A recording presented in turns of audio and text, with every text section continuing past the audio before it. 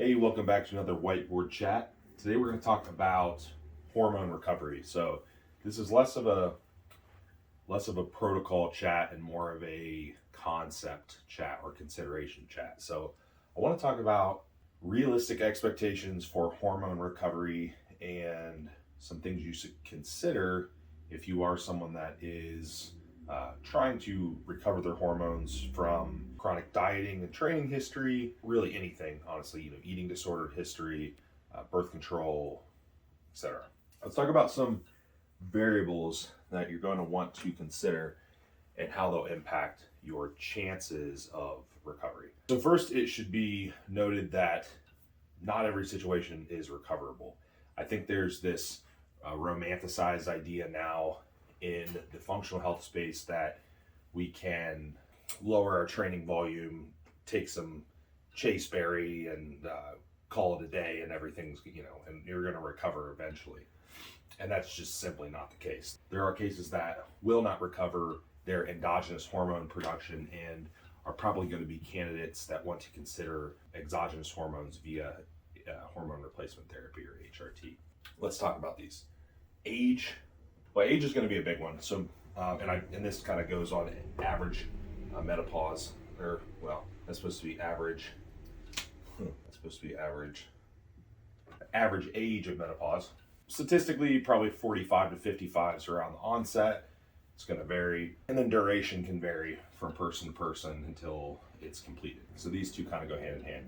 Now, if you have any of these, any of this hormonal downregulation from any of the events or history that I talked about, the closer you are to that age, that is probably going to decrease your chances of recovery. We could likely take two people with a similar history that are perhaps 42 years old and 22 years old, and the outcome is going to be a lot different.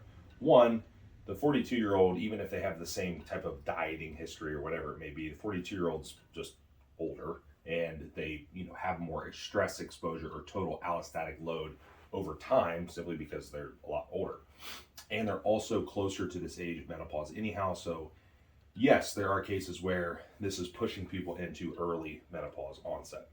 And we also see younger people getting pushed into this as well. But age is certainly a consideration. So older probably in most cases is going to decrease your likelihood at least some. Next, back history. Yeah, of course. I mean, what led you there? What's the severity of this? Are you just coming off birth control with no other real deleterious history? Are you combining multiple factors? Are you combining age with birth control, with hormonal birth control, with competing dieting history? PED use, we're using performance enhancing drugs that were already suppressing or shutting down your endogenous hormone production.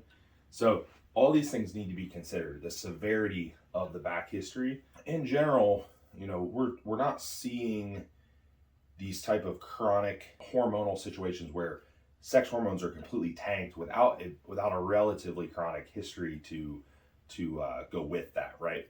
Generally, we would see some other type of hormone adaptation, maybe loss of menstrual cycle because of progesterone being too low. That's certainly something that's probably going to take a little bit more time to happen. We'd also want to consider the actual signaling hormones.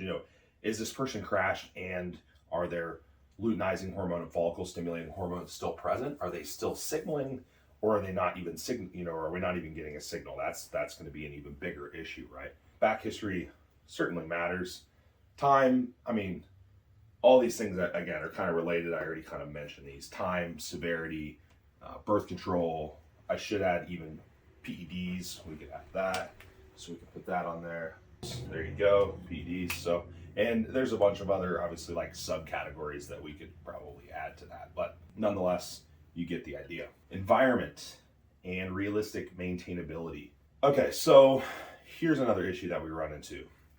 Let's say hypothetically that we can recover hormone function to mid-range, maybe not high normal, maybe not optimal, but to livable to a reasonable degree. Another question we have to ask ourselves is, can we maintain that? So we pretty much are setting up this really low stress, really low allostatic load type of environment when we're recovering, right?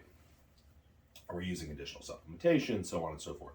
So what happens when we have a bad month, right? We have a couple bad months, or we try to go into a calorie deficit again, or we try to complete a body composition goal. Oops, lost the light. Well, we're going to go low light for the rest of this one. So what happens when these things occur?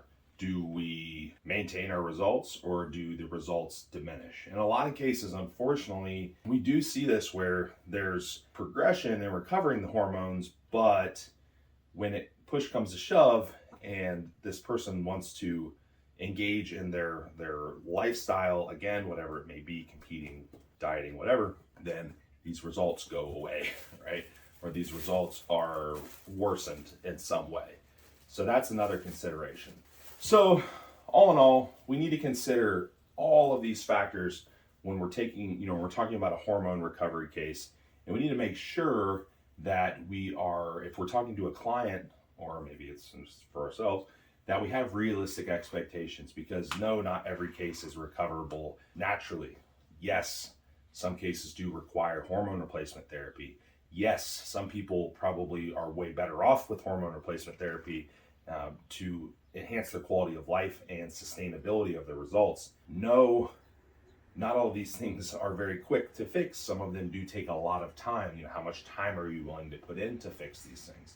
So there's a lot of things to consider when you're dealing with these types of cases, but I wanted everyone to have a realistic expectation of what we may see, and also which cases may or may not be recoverable if you're going into these types of situations. So hopefully this is helpful. Hopefully this gave some insight. Sorry about the lighting side light situation here, but nonetheless, talk to you guys next time.